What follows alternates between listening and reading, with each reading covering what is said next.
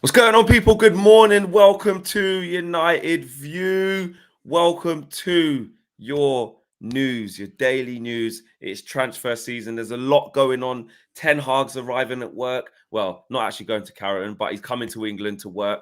He's ripped up his Ajax contract 6 weeks early. He isn't going off to the Caribbean for some nice warm weather post-season tour. He's not on it. There's work to do. How do you pronounce that island, Flex?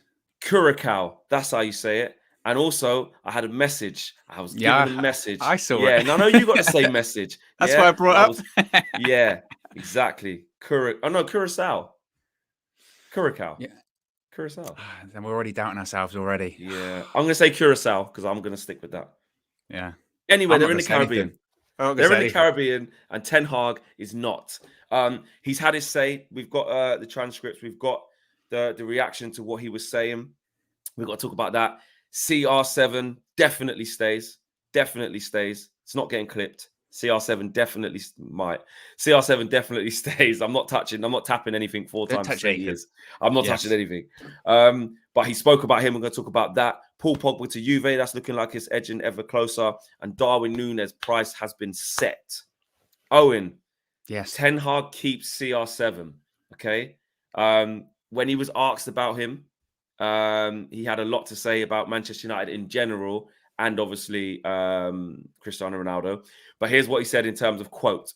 He said, I look forward to working with Ronaldo. Ronaldo is a giant because of everything he has shown so far and because of how ambitious he is. I want to keep him at Manchester United. Of course, he has been very important for this club and can produce great stats. Talk to us.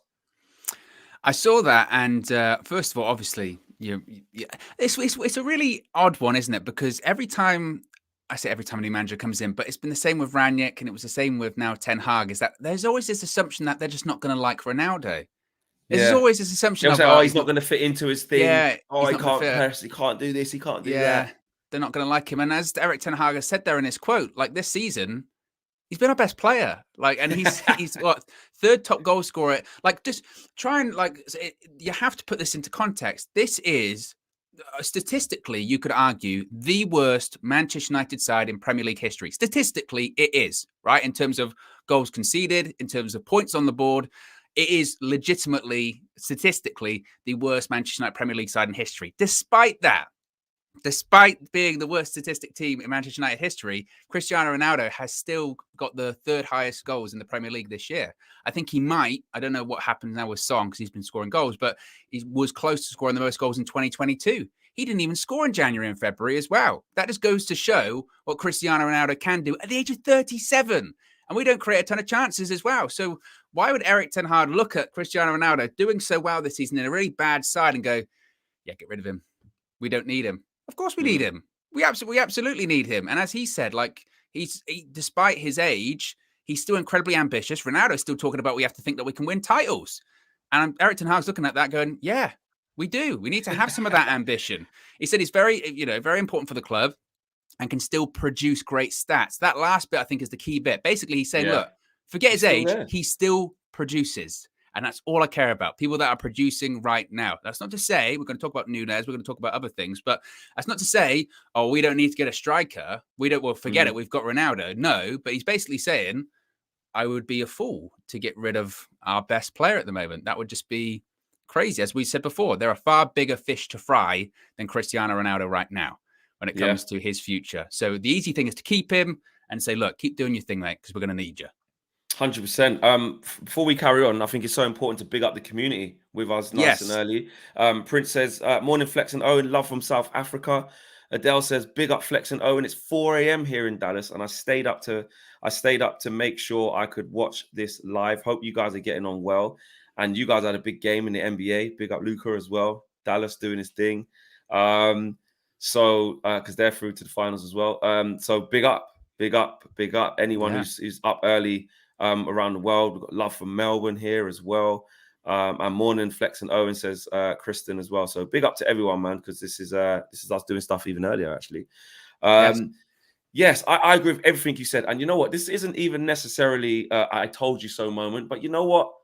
I'm going to do a little bit of that. I never do it, but I like it. I like doing it in this instance. And it isn't even to Man United fans, actually. This is to on a personal note, a lot of people I've spoke to who don't support Man United, where I've been talking to them, he can't stay here and he can't play the Ten Hag way and all this. And I said, Ten Hag needs to come in and needs constance. He needs things that he can rely on in a team that he has to fix, that is so broken in so many areas. And we'll get on to what he says about, the rest of what he needs to do and what he's expecting at Man United. And exactly that. And I think he says it perfectly there, Owen. It isn't just a little token thing of, he's all right. He has been very important for this club and can produce great stats. He knows what he's capable of.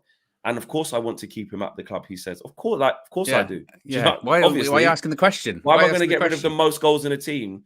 New manager comes in straight away. What do? Get rid of most goals in the team straight away? No. I know people can talk about longevity and in 3 years, and this ain't even about that. There's only 1 year left in his contract, so you're only talking 12 months. You're only talking 12 months. So for me, it's a no-brainer the whole time that Ronaldo had to stay. I don't buy the whole he can't play his style, he can't play his system. For 1 year, he can. Do you know what I mean? If he drops a stinker, we'll have to hold that at the end of last year. And then obviously all it's going to be is shouldn't have kept Ronaldo, should have got rid of him. But I am confident that Ronaldo gives us another 15 to 20. And it's also, the important thing is just, again, not to make the same mistakes we made this season. There could absolutely be a point in time next season that he goes out of form, like he did. Yeah. Without question, Ronaldo was out of form from December through sort of February. He was out of form, sort of late. Once we had like that Spurs game where we played Brighton at one point, he scored, and he ended that goal drought. He was out of form. And during that period of time, the issue was, didn't have anyone to replace him. We had nobody to come in and just say, look, not that you would drop Ronaldo, but just someone you could put in the side almost next to him and just say, look, Ronaldo, the burden, let's take it off you a little bit. And this other guy's going to be scoring goals, so it's not too bad. So the important thing is, and you would hope that Ten Hag and the people at the club would learn this, okay, Ronaldo might go out of form because he is 37. It's not to say he's a bad player. It's not to say he's finished, he's washed. It's to say he does at times need support. And even if he was in his prime, every player needs support. You can't do it every single game. So you have to learn from those mistakes. But as you mentioned, it couldn't be more clear or cut and dry. I want to keep him at Manchester United, of course. Done. Issue resolved. Yeah. And do you know what? I wonder what KG's thinking right now. Because he saw Ronaldo clapping around. Yeah. And he wouldn't have it at all. He was clapping. No. He said he's gone. He said that, he's never going to play Conference League. He's never going to play Europa. And look, if we're left with custard pie on our faces because he did leave, then I'll be very surprised. And me and you would definitely have to hold that, especially after this right now. But it'd be awful. But at least we can do it together. Yeah, 100%. But he's staying, in my opinion, Conference League or no Conference League. Because that's what I was saying. Like, I just was under the impression, if you're Ronaldo, the standards are high and stuff, but I think he's clever enough to know the situation he's in his career, the situation that Man United are in, and he can make that allowance. He can make that allowance for 12 months. And the fact that there's a new manager coming in as well, it's a chance to say, it's like another new thing for me to try and get my teeth into. That's another new challenge.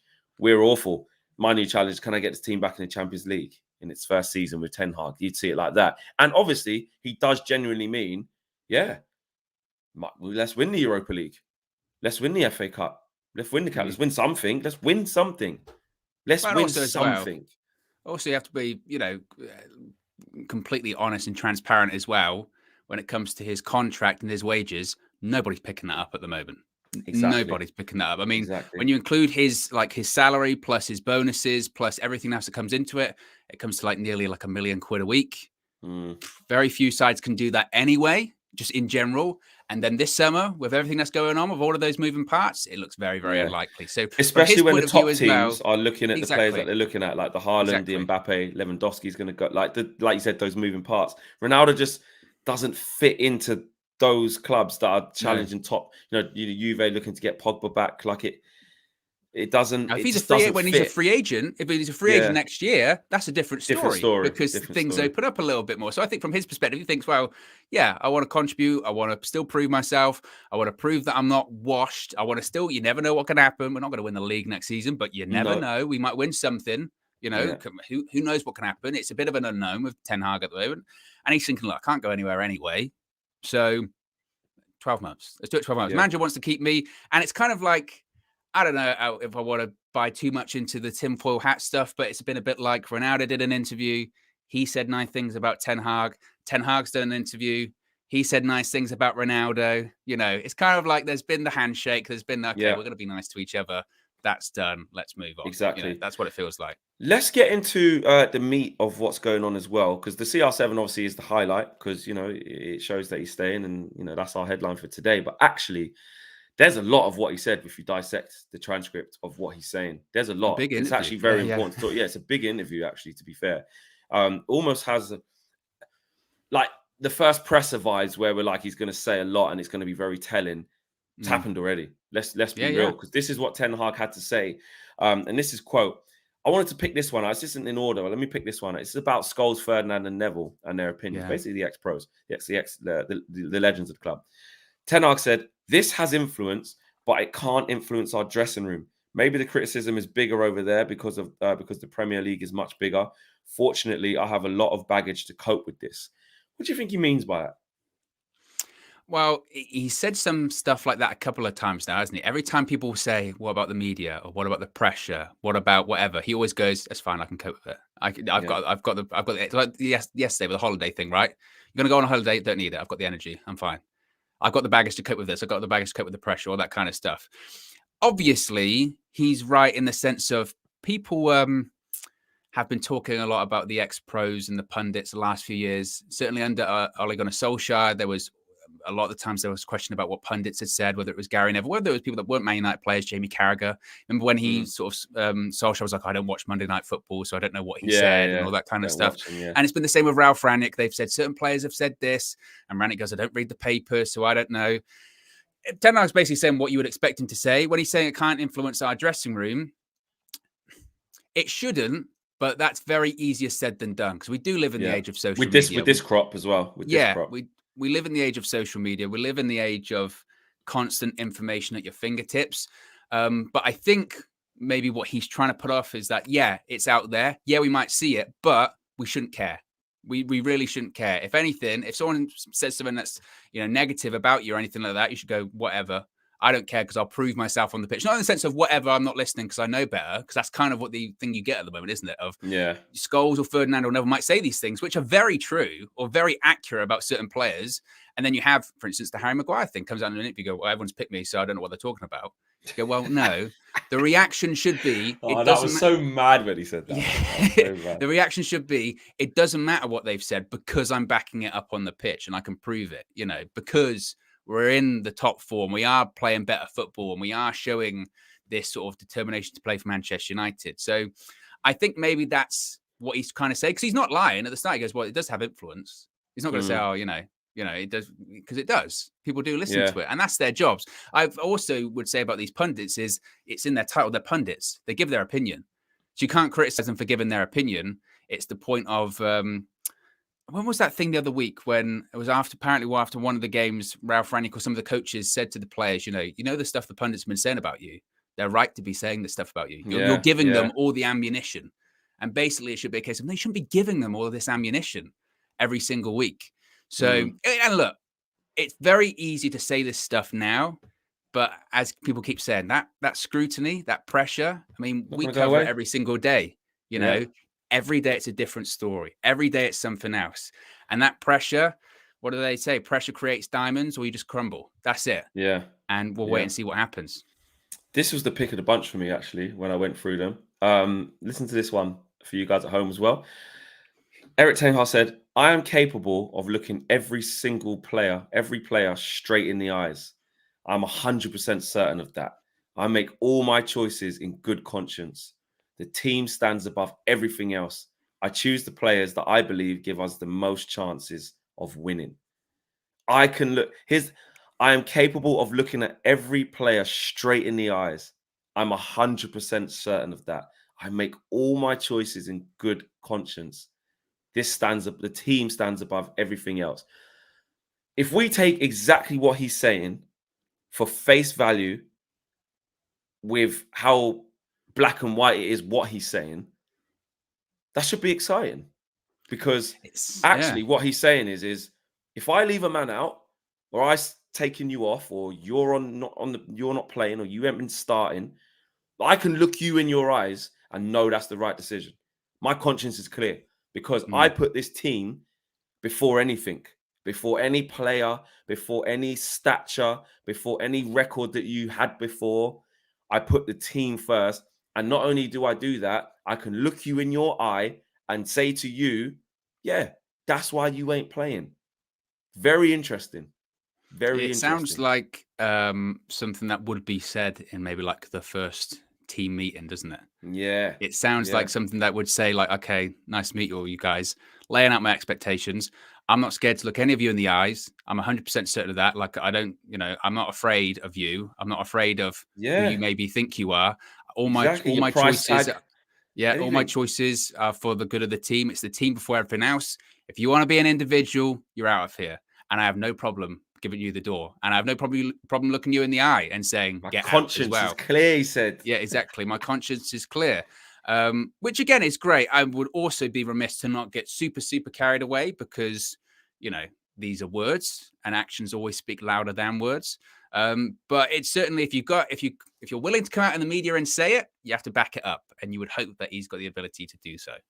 He also says, I had choices to work at a different club than Manchester United with a better foundation. This was interesting as well. Yeah. I had choices to work at a different club other than Man United that had a better foundation, but I chose Man United. Things have to get addressed there, and that's a challenge. The club and me are on the same wavelength about how I want to do this. We can rewind.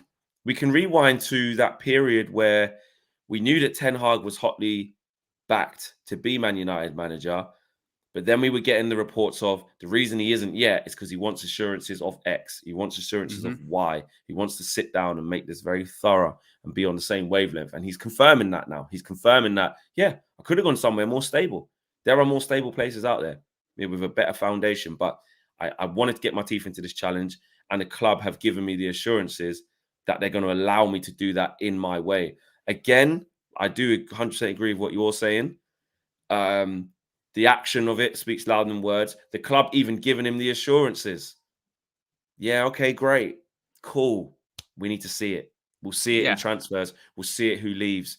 We'll see it with who's allowed to be loaned out, even though they were, if Wan-Bissaka we couldn't get a permanent for him, but he goes out on loan because Ten Hag's like, I'm just not going to use him. I'm done with that. And I'm just using that as an example because that's the one that's most obvious right now. Or the captaincy issue, the captaincy issue, or if Maguire's not starting at the beginning of the season. I'm not saying that's going to be the case, but I'm just saying these are hypotheticals of things that could back up the fact that anyone can get it. If Rashford's still on the bench at the beginning of the season and we see Ahmad and bloody Sancho, you didn't ever know. Do you know what I mean? So or Hannibal and Sancho or something like that. Who knows? Who knows? But what do you reckon to that, Owen? Because I think that's quite strong as well. It certainly is in keeping with those reports that was it Leipzig and Dortmund were interested in him and have made offers. And let's be honest, they are better run clubs than Manchester United. Way Leipzig, better. We know their structure at Leipzig, how it works, and ironically set up by Ralf Rangnick structurally. Always a link. Always a link. Yeah, we know how well that's run. We know how well Borussia Dortmund is run, especially from their sort of vision of what the club is about, especially when it comes to recruitment and developing young players and selling them on for a profit and being open to selling them on later on. We know how well they're run. So I think his point is, look, I could have gone there. And I knew exactly what I'd be heading into because their philosophy, their style, their structure is completely laid out. It's very obvious. They're, as Rangnick says, their corporate philosophy is clear to see, or corporate identity is clear to see. At Manchester United, we couldn't tell you what the corporate identity or philosophy is apart from let's make a load of money. So I think that basically he's looking at it. It's almost like he saw those ones. He saw Dortmund, he saw Leipzig and went, I could go there. I could do well. The tools are there for me to do well, or there's this sort of dumpster fire over here, but that's a challenge to put that out, and that's a challenge to build that back up. There's a challenge there, and despite it being a big challenge, when you see a big challenge like that, and look, I can't just walk into that because I will get burned and my reputation will get burned and I'll be gone. But I'm willing to walk into that if you tell me that I can have this, I can have that, I've got this structure, and this is your plan, convince me that this is the right place to go. And United have convinced him, and also he's convinced United of going in the direction that he wants to go in as well. Is that something, just before you carry on, is that something that, like, we're very reluctant to give any praise towards the club, and rightly so, because of where we've been. And like me and you have just been talking about, actions speak louder than words. But then you do make a good point in terms of they have convinced one, like, our thing of as fans is, doesn't matter if the player's really good. We always mess it up in negotiations. You know, you leave it to Ed Woodward, the player ends up not wanting to come. We showed Jude Bellingham around with his mum and that. He goes, nah. We talked to Haaland. He's got Ollie's Norwegian, brought him through, gave him his debut. Nah. You know, we always mess it up. But in this case, you know, Erik ten Hag's a sought-after manager. He's confirmed he could have gone places with more stable. Everybody wanted Ten Hag. 98% of the fan base seemed to want Ten Hag. And you know what? They did convince him. They did. Yeah. I think, as I've mentioned a couple of times recently, I think John Murtough deserves a ton of credit. I really do. Again, actions speak louder than words. And maybe we get to the end of the summer and we've signed one player and we go. I shouldn't be scared to say that, though. I think there's this thing. No, I don't think so. Bad. No, I mean, the club's been so bad. It's like, you can't just say, quick little pat on the back for that one. Well done, John. Yeah, cool. I think you've got the scouts gone. All right, cool. Let's see you replace him, but that's good. Little thing, it's half the equation. Like I said, it's half the equation. I think it's a case of, you do have to say, look, you know, to fix things, you do have to identify the issue first, and you do have to make steps in resolving them. And it does appear that he's done that when it's come to, like you said, the scouting. Okay, the scouting that we've been doing over the course of the last decade hasn't been good enough. Let's go in a different direction. Negotiations haven't been working. They've been drawn out. We've been paying over the odds when we shouldn't have been. Easing negotiations have become tough negotiations. We've missed out on players. Let's overhaul that as well. The academy, look at the academy, right? The academy, how many times had we heard over the course of maybe the last 10 years, the academy's falling behind. Look at Chelsea, look at City, look at Liverpool. They're bringing all these players in. What's happening to Manchester United? Won the Youth Cup this week. Yeah. And that Youth Cup comes from increased investment into the academy. That comes from a bit of international scouting and recruitment as well. We're looking at people like Garnacho that were at Atleti beforehand, and they go, and actually, let's bring them in. So that's a positive as well. And that comes from John Murtough. We see him all over the place. Yeah. He was in Amsterdam in the week to meet Ten Hag. Then he was at the North London Derby. Then at the weekend, he was watching the under-18s game at Carrington as well. So again, I think you have to give him some credit. As I mentioned, I'm not going to go all the way because it's half the equation. The first part of the equation is get rid of him. And the next part of the equation is, who do you replace him with? If you replace him with like for like, you're going to end up in the same situation. But I think you have to give some form of credit as to, there does seem to be, and Richard Arnold, in fairness as well, there does seem some kind of, because he's given Murtough the autonomy to do what he wants, there's been some at least recognition. Like, this isn't working. We need to do 100%. Something different. We're going to try and do something different. And there does, as I mentioned, I'm cautious when I say this, but there does feel to be a little bit of a shift.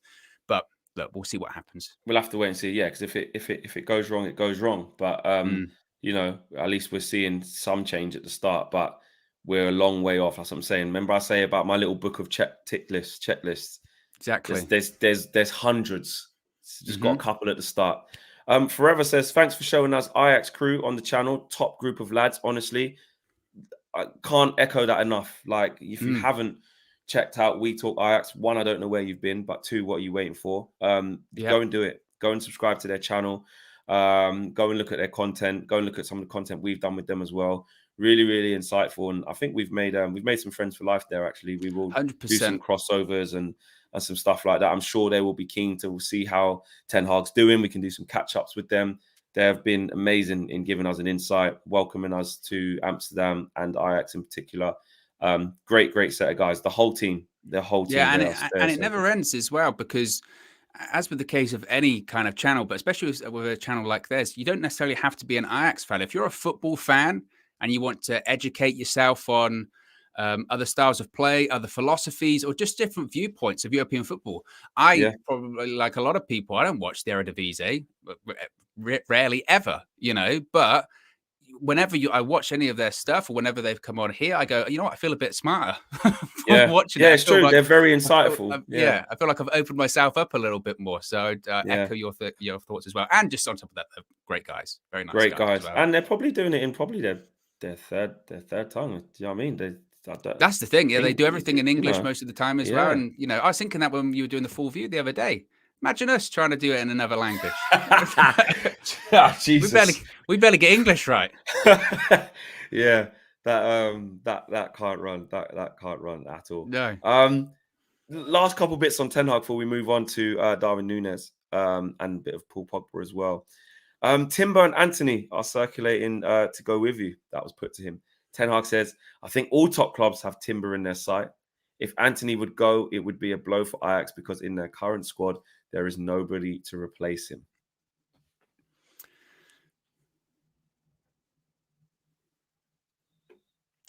Is it one of them or is it not one of them? Well, he didn't say they weren't going to go, did he? He didn't do the whole, guys, I've left here. It's unfair on Ajax. I'm definitely not taking any players. He just said all the top clubs will have Timber in their sights. Yeah. And he didn't also say like there are other players now. I don't want to talk about them, or it'll be unfair to talk about them, or that's media speculation. He didn't give any of those answers. He just said a lot of clubs like Timber, And if Anthony would leave, that'd be a big blow to Ajax, wouldn't it? Look, if we're going to get one of them, classic. Both. I don't think you don't think we're going to get either. Pushing for De Jong as well, isn't it? I mean, how much of this will be?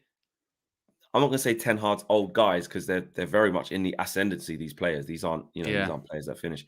But how much of it would be? We get the Ajax managers, and then all of us we just keep getting all of these players. I was going to say, are you worried about us becoming Ajax? We're not Ajax, exactly, bro. I mean, again, how many times have we said this? And again, this is interesting because we're already getting into it. Whatever Ten Hag wants, get it for him. Yeah. Back the manager. Any decision. We've all said this. Whatever he wants, even to the N'Golo Kante thing yesterday. If he wants him, we're all going to fall back because we've seen all these players. We've seen what they're capable of and what they're not capable of. We're not in to comment. We're going to back whatever he wants.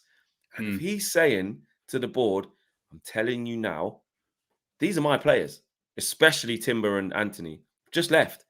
I'm telling you guys, go and get me them. I'm telling you, they will be amazing in this team, in this league.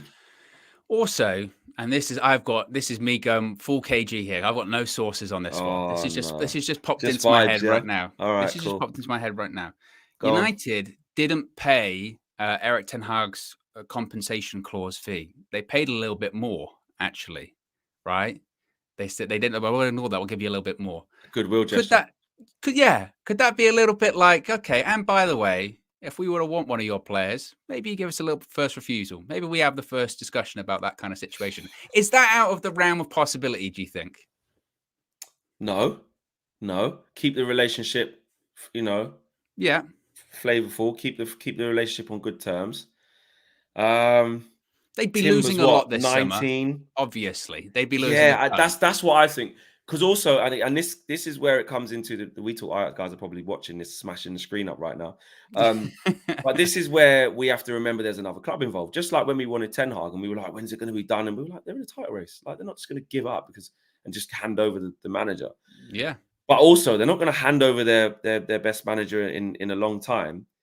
And then on top of that, just offload all their players just like that. They've got to rebuild. They've got a new manager coming in. They've got to talk to him. They've got to talk to these players. Don't get me wrong. If the players start getting a bit unsettled, someone like Timber, if you sat him down and said, listen, do you want to go to Manchester United with Eric? He might say, fuck yeah, of course. I love it here. But of course, please accept the bid, 100%. Versus, I'm 19. I've got so much ahead of me. I know Eric's gone. I want to stay here for a year or two more. You don't know how these are all big conversations. What my point is that you can't just forget the other club. You can't just act like we can just raid them of their players because we're big old Man United and we do what we want and we can get any player we want because we're the most attractive proposition in Europe, because we're not. And we've just taken their manager. So, Van der Sar would do it. And again, Van der Sar's got a ship to run. He's got a job to do there. How does it look on Van der Sar if he lets their two best players go? Bartalic, You can't do that.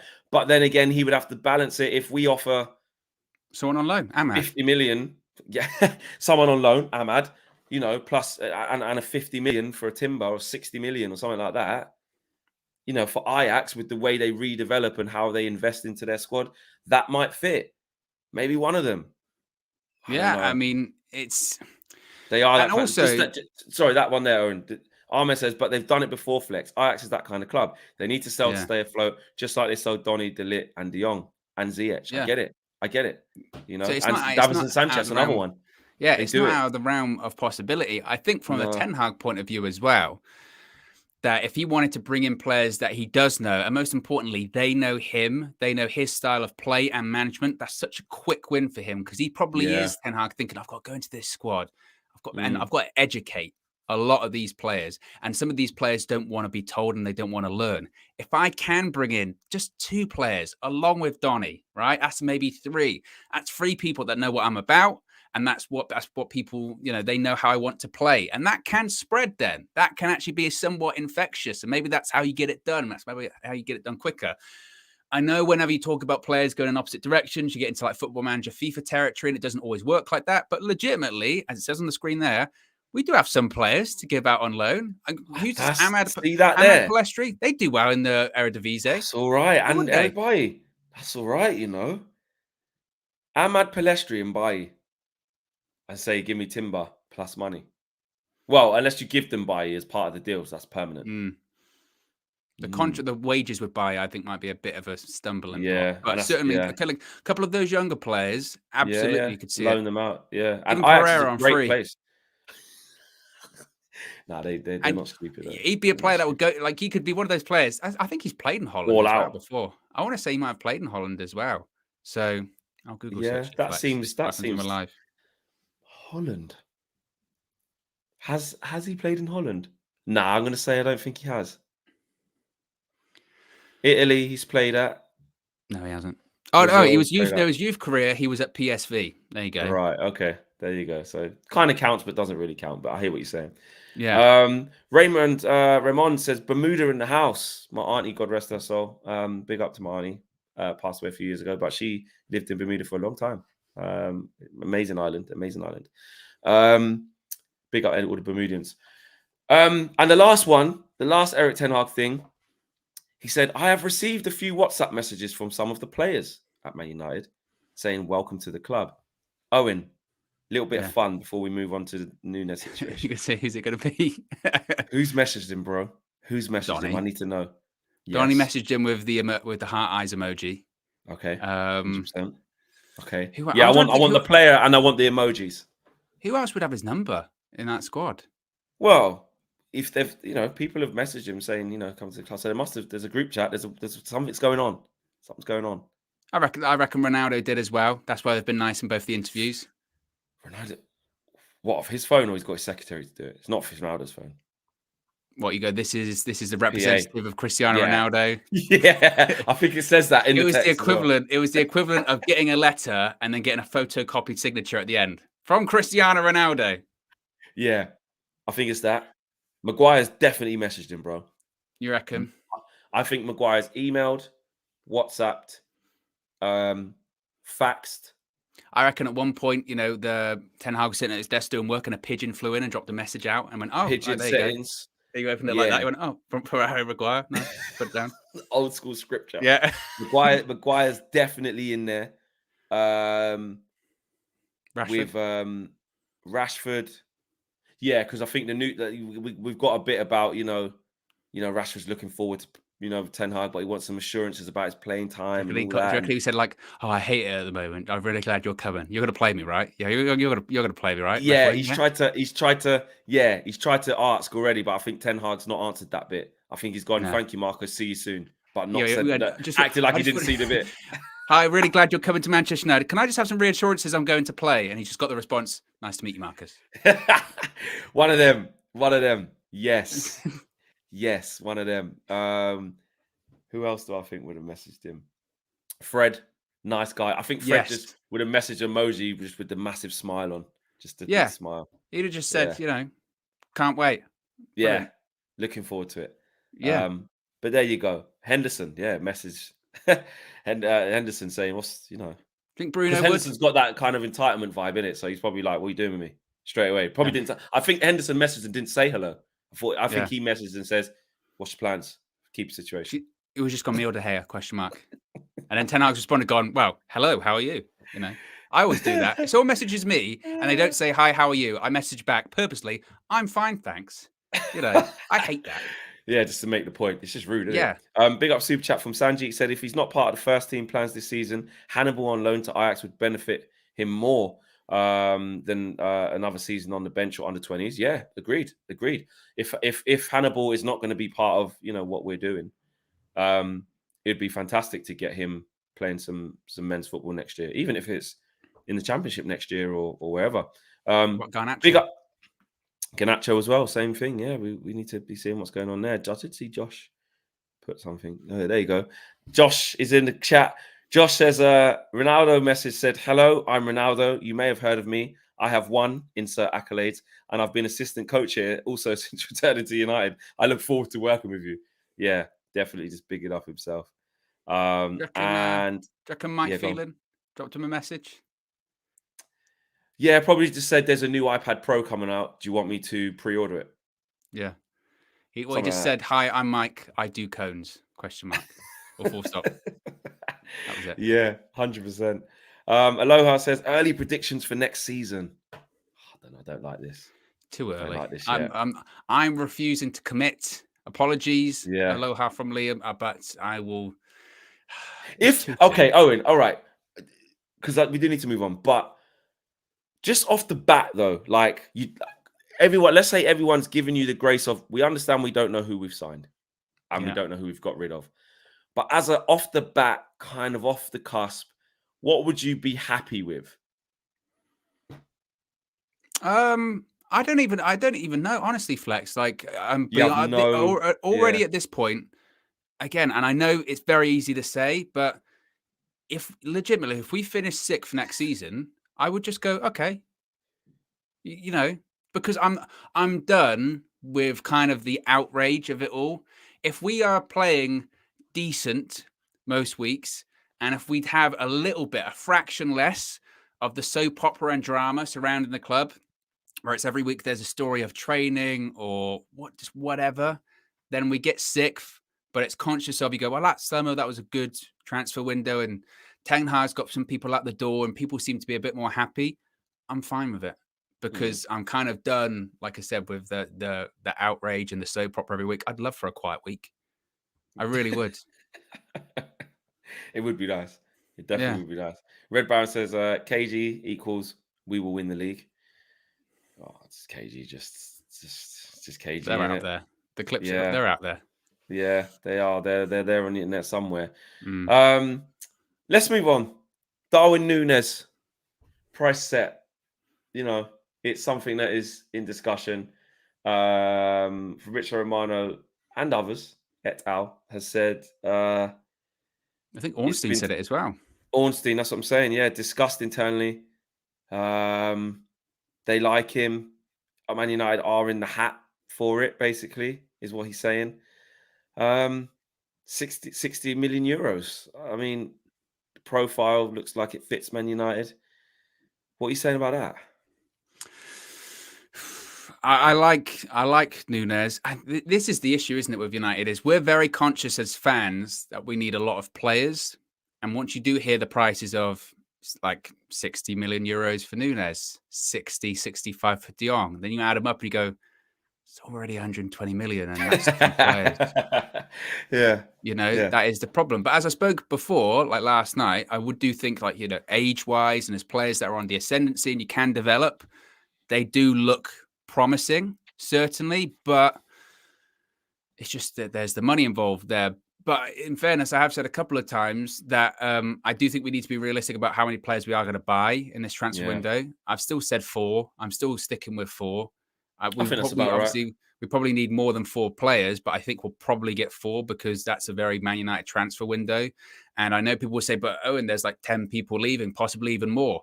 Maybe that forces our hand a little bit when it comes to bringing some players through, like Ghana, like Garnacho, like Ethan Laird, like whoever.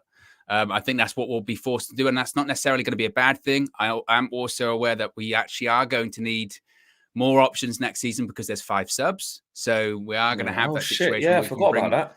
more players on to Do you affect want the the 5 game. subs? I've always, to be fair, I've always been for it. I like it. I do like the idea. Yeah, I know some people don't like it in the sense of they go, well, the big teams can benefit because they can bring more people on, and people like Man City, they can basically change half their side, and they do, and that's fair. And it initially came in from a COVID protocol, didn't it? But at this point, every other league in Europe has it. So eventually we'd be moving towards it anyway. We'd be behind the times anyway. And I think in terms of chances, who's to say for a young player? They've got a chance of coming on. They could do something crazy. They could spark their career. We've got a player on our hands, Flex. I'm not really having it. I'm like, nah. But I don't know if it's because I'm just like, it's old school. Just don't like when things change a little bit, but I do think there's a bit with the kickoff now. The ball doesn't have to go forward over the line; they can pass it straight back. Yeah, just little films. Just leave it. Do you not like it? They can do goal kicks and they can pass it to defender in the box. Pass it to defenders. Yeah, just all right, innit? Just play the game, man. You need all these little things to help the players. Like it's been like that for years. It's been 3 subs, whatever. We ain't got mad hot weather here in England. Like just whatever. I don't know. I just don't. I don't hate it.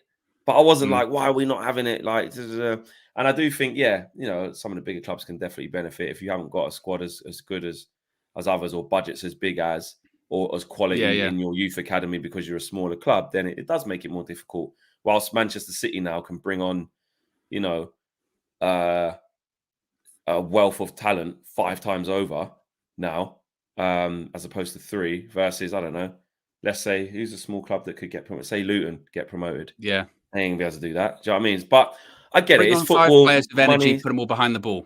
Maybe they don't get as tired. Maybe bring on 4, 5 really big people, and then set pieces. You're going to be a bit more dominant. There could be tactics. There could be sort of or don't even use the 5 because you look past your 3 subs and you go, bloody hell. Yeah, maybe. Quality, maybe. Do you know what I mean? I'd rather not bring you. I'd rather leave them on tired. All that. I like the idea. Like I said, like Ralph said a couple of weeks ago when he was talking about like the Lingard thing, and he said, well, actually, at one point I wanted to bring on Garnacho, and I couldn't because I only had 3 subs. There's times where you think, oh, that would be good, and there's other times where, I don't hate it. I just wasn't like, why haven't we got it? Hurry up. I just don't mind. Whatever. Yeah. Cool. That's fair enough. Aloha says, Ronaldo to score more than Haaland next season. That's a big shout. It is a big shout. Don't know if I'm getting behind that one. Well, it's not at the round of possibility. No, it's not. He knows the league. It's Haaland's first year. If everything goes how you think it probably will for Haaland with City, scoring for free, scoring for fun, in a new look Ronaldo. But then you never know. What if Ten Hag just our style just creates so much chance for Ronaldo and he just. But I can't see that. Well, I mean, what I will say with the Haaland one, and this is probably as bold as I'll ever go on the channel, right? I'm not saying he's going to be a flop or anything like that, but I'm not totally on board with. I've seen a lot of people the last 7 days going, "That's it, game over. City are going to win the title for the next 15 years." No, be massively wrong. Liverpool are right there still. And also, I look at it as we've seen. People said the same about, and it's different, but people said the same when Lukaku came in the summer. Chelsea. They're going to be right up there. Yeah. Hasn't worked out. When Zlatan went to Barcelona under Pep Guardiola, it didn't work out. Nothing is a given. Nothing is a certainty. And don't get twisted. Eric, Pep Guardiola is not afraid if it ain't working with Haaland. Yeah. He ain't playing. Yeah, I'll just go back to Phil Foden at false 9, mate. Don't bother me. If anything, honestly, like I was saying before, I think why he finds his feet. Biggest. Yeah, I was going to say, I think of actually one of City's biggest positives, or their strengths rather, is that you really never know how they're going to play up front because you don't know who the striker's going to be. And they can just switch in the game. Oh, it's going to be Foden now, or it's going to be, Grealish, or it's going to be whoever. They can just switch in and out. So they've got to tweak things slightly because they're going to have a focal point for the first time since really Aguero. So, and look, the chances are, 90% chances are that Haaland's going to go there and score a ton of goals. But I'm not saying I'm not worried. I'm always worried about Man City, but they're so far in front of us that I'm, with that kind of stuff, you almost barely paid attention at this point. Get your own house in order. Yeah, 100%. But yeah, on the Darwin Nunez thing, I just feel like he does fit the profile. He's quite big. He does run a lot. He's not like super quick from what I've seen, but it's like that Cavani type of running, like when Cavani's actually fit. You know, that willing to press and willing to be aggressive and lead from the front. He has a willingness to do that. Very composed with both feet. You know, in some of the footage I've seen of him, his finishing is very, very deft. You know, on both feet, very quite clinical. But we'll have to see how that one rumbles on. There's nothing imminent. There's nothing. How do you think it would work with him and Ronaldo at United next season? That's and even just any forward coming in, it's very interesting to see how, because that's another thing about why, if we go back to Ronaldo's situation, a lot of people were convinced he wouldn't stay, because having that conversation with Ronaldo to say that you're not going to play in all the games, we're going to get someone younger, etc., etc. How does Ronaldo cope with that? I think it's to talk to the young player. You have to say to the young player coming in, so let's say it is Darwin Nunez, you have to say, look, I know in this stage of your career, you would probably be saying to your agent, your family, or for your career, I need to go where I'm playing.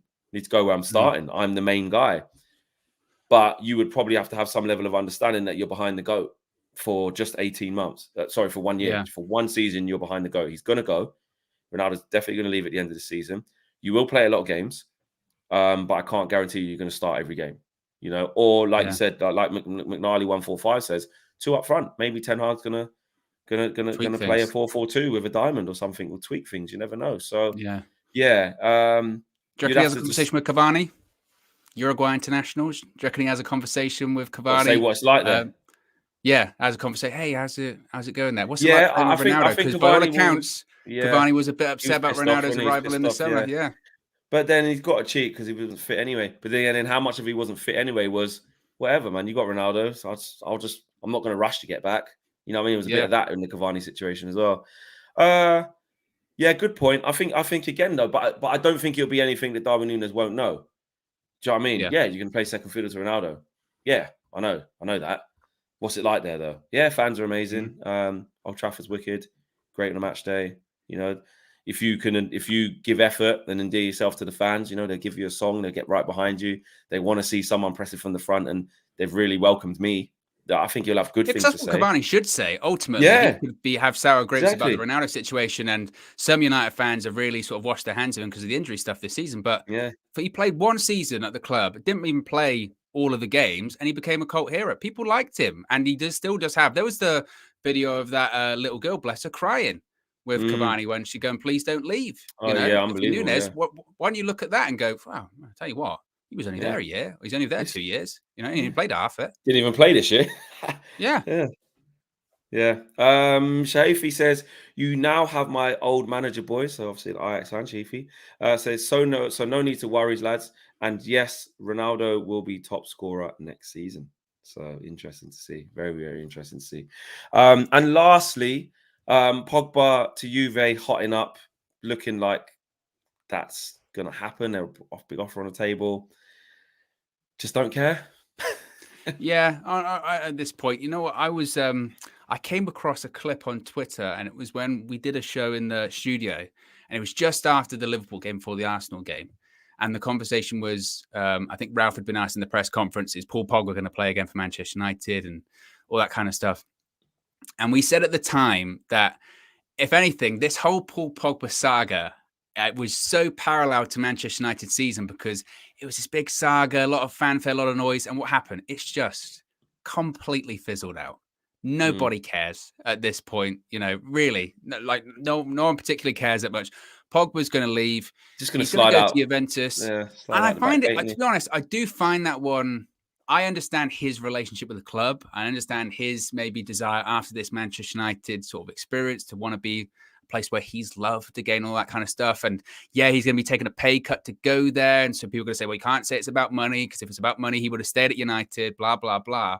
But if he wants to go there to win trophies, Juventus are quite far off it in terms of winning trophies. And if his whole point is, I want to leave United to win stuff at the end of my career, I mean, it's got to be Inter and AC. It's Inter and AC, and that are the people that are really pushing in Italy right now. So, and I look at it again. I look at it as almost a similar situation to when he first came to United. He's going to go into a Juventus side, and maybe their hope is it's Paul Pogba. He's going to come in and galvanize this side, but he doesn't do that. That's not what he does. He has to go into sides that are operating to a high level. And I don't know if that happens when he goes into Juventus. So I can understand from a personal point of view maybe why he would want to go back, but from an actual football point of view of winning things, that does seem a slightly odd one. But to be honest, like Flex, I mean, I don't know about you, but he's gone, and out of sight, out of mind, I guess. And the way that it finished with him, like I said, just a giant saga, and he limps off after 5 minutes against our biggest rivals at Anfield. That was very that one there was. You can never be 100%. Some people were 100% certain. I never like to go full throttle in them things because I always like to leave a bit of wiggle room because to say somebody definitely was faking it. I don't know. I don't know. I don't know about that. My eyebrows raised a lot. The way it happened. My eyebrows raised. I mean? My eyebrows raised a lot. But anyway, there was someone says there on screen. I don't know if it's confirmed. I was just trying to look on Twitter to see. I don't know if Darmish has been talking live on Sky, and that's right now. Maybe, I don't know. But Ahmed says Darmish from Sky Sport is reporting that a source close to Pogba has indicated he is willing to speak to Ten Hag before making a decision. That's not confirmed. I don't know if that's true or not. But be interesting. I mean, what could there be a miraculous U-turn? I don't think so. Here we go from Darmish Chef. It says on Twitter here. As well as Juventus, Pogba's camp remains in dialogue with Real Madrid and PSG. One source has told Sky Sports News Pogba would welcome the opportunity to speak to Erik Ten Hag before making a final decision on his future. No fresh offer from Manchester United since last summer. What's your reaction to that one, Flex? What's that last bit again? Read that. What's that? What did he say? Pogba would welcome the opportunity to speak to Erik Ten Hag before making a final decision on his future. No fresh offer from United since last summer. So basically that old contract, the 400k, 500k, I guess, is still on the table, maybe. But he would welcome the opportunity to speak with Ten Hag before making a final decision. Nah, he's gone, mate. I ain't buying that. I think that's just tick box exercises. What would Ten Hag say? Twib, do you think? I think Ten Hag, in a weird way, because that's what I mean about Ten Hag inheriting the shit. I don't think he comes in and says, I don't know, it's been horrible, it's best you leave. I think he backs himself highly to get anything out of any player, in my opinion. I think Ten Hag would say to him, I know a lot's gone on. If you've made your mind up, but if you're staying, let me know because I believe I can get a player out of you. I think Ten Hag believes that, but I think it's done. I think it's gone. I can't see him staying. Like I said, we talk about wage structure and transfers. Paul Pogba was a great player. I just cannot justify 400k for Paul Pogba. I think that's ridiculous. I really, really do. And not just just for the quality of player I think he is or isn't, but also from what he's offered over his tenure at Manchester United. We spoke about Bruno Fernandes getting a contract because of his tenure the whole time he's been here. He probably deserves it.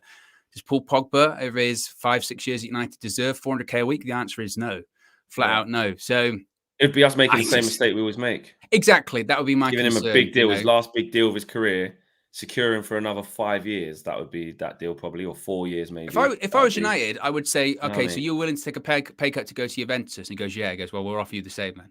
If you really want to be here, you'll take that. Yeah, and it won't be, and this will be something Erik Ten Hag again. In the extensive stuff that they've been talking about, Paul Pogba's name would have come up 1,000,000%. Oh, 100%. And they would have said, look, we did offer Paul ages ago. He didn't accept it. We think he's obviously going to go. And to be honest with you, we think it's time. And with that information, Ten Hag either went, no, let me speak to him. We need to fight to keep him because he's integral for what I want to do. Or he went, okay, we're going in a new direction. I want to try and get rid of the massive wages and the big egos. And I know I've got to have Ronaldo and I know I've got to have Bruno. So that's enough. And what do you reckon the response would have been? And I'm not saying this is what would happen, but they could have been a case of, Pogba, if he does stay, sort of say goodbye to getting Frankie de Jong because, it's a lot of money. Exactly. And then what Ten Hag go? Ten Hag would be like, okay, then no, then he can go, So I just, like with you, I would be stunned. If he stayed with Manchester United, I'd be really concerned about the wages. I'm surprised that we don't really know if it's exactly still on the table, but I'm surprised that's still on the table with everything that's out there and has happened. it's over the course of the last year, I would be really shocked. And I just don't think at this point, like I said, no disrespect to Pogba. Does Pogba leave and make Manchester United worse? I don't think it makes us any different, honestly. I think we're the same. He hasn't had as much of an impact to a big enough impact to say that now. Like you can't. Exactly. Before it used to be, where's your creativity going to come from? He's the only one who can unlock defense. He's the only one who hit a diag. The only one who can do this. The only one who can do that. Well, whether he plays, whether he doesn't play, we're pants. So you know what I mean. Literally, he's for a long period of time he has not played this season. No, you remember when Ralph first came in? He's got his injuries. People talk about the Kante thing about injuries. Fucking hell, Pogba's out all the time with something. Exactly. But yeah, there you go. Anyway, nice morning show, guys. Nice and early. There's your chunk of Manchester United news.